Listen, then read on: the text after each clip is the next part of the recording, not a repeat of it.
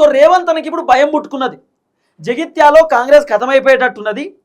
మరి జగిత్యాలో కాంగ్రెస్ ఖతమైతే పక్కనున్నటువంటి నియోజకవర్గాలలో కూడా కాంగ్రెస్కి డ్యామేజ్ అవ్వచ్చు, కాంగ్రెస్కి ఇబ్బంది అవ్వచ్చు. ఉమ్మడి కరీంనగర్ జిల్లాలో కాంగ్రెస్ వీక్ అయ్యేటటువంటి అవకాశం ఉంది.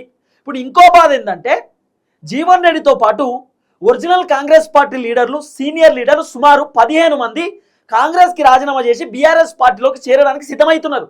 ఇది కూడా రేవంత్ అన్నకు బాధే. జీవన్ రెడ్డి తోటి చాలా మంది లీడర్లు టచ్లో ఉన్నారట. జీవన్ రెడ్డి కేసీఆర్కి ఆల్రెడీ చెప్పిండట, ఇంకా రావడానికి రెడీగా ఉన్నారు అన్న, చాలామంది వస్తారు, నాతో చాలామంది మాట్లాడిర్రు, రేవంత్ రెడ్డి వాళ్ళకి పదవులు ఇస్తలేడు, రేవంత్ రెడ్డి పట్టించుకుంటలేడు, రేవంత్ రెడ్డి ఇష్టానుసారంగా వ్యవహరిస్తున్నాడని చెప్పి కేసీఆర్కు జీవన్ రెడ్డి కూడా చెప్పిండట. కేసీఆర్ కూడా సానుకూలంగా స్పందించి ఎస్, ఎంతమంది రావాలనుకుంటే అంతమందిని రమ్మని చెప్పండి, బీఆర్ఎస్ పార్టీలో అవకాశాలు ఇస్తాం, కాంగ్రెస్ పార్టీ లెక్క వాడుకొని వదిలిపెట్టుకోం, బీఆర్ఎస్ పార్టీలో కష్టపడినటువంటి ప్రతి వ్యక్తికి పదవి వస్తుందని చెప్పి కేసీఆర్ కూడా జీవన్ రెడ్డితో చెప్పిండట. జీవన్ రెడ్డి ఇప్పుడు ఎవరైతే రేవంత్ రెడ్డి పైన అసంతృప్తితో ఉన్నటువంటి లీడర్లు ఉన్నారో వాళ్ళతో కూడా జీవన్ రెడ్డి చెప్పిండట, వస్తే రండి, బీఆర్ఎస్ పార్టీలోకి స్వేచ్ఛ ఉంటుంది, స్వతంత్రం ఉంటుంది, మంచిగా ఉంటుంది, దీంట్లో రూల్స్ అండ్ రెగ్యులేషన్స్ కూడా ఉంటాయి, కాంగ్రెస్ పార్టీ లేక అందరు పెత్తనం చేయరు, బీఆర్ఎస్ పార్టీలో చేసే పెత్తనం ఇద్దరే, కేటీఆర్, హరీష్ రావు, కేసీఆర్. హరీష్ రావు కూడా పెత్తనం చేసేటటువంటి ఛాన్సెస్ ఉండవు. ఒకవేళ పెత్తనం చలాయిస్తే కేటీఆర్ మాత్రమే పెత్తనం చేస్తాడు.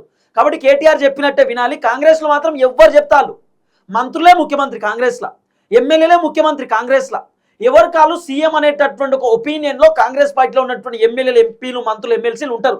కాబట్టి కాంగ్రెస్లో అందరు లీడర్లే, అందరు నాయకులే. ఇక్కడ మాత్రం బీఆర్ఎస్లో ఇద్దరే, కేటీఆర్ తర్వాత హరీష్ రావు లేదా కేసీఆర్, ముగ్గురే.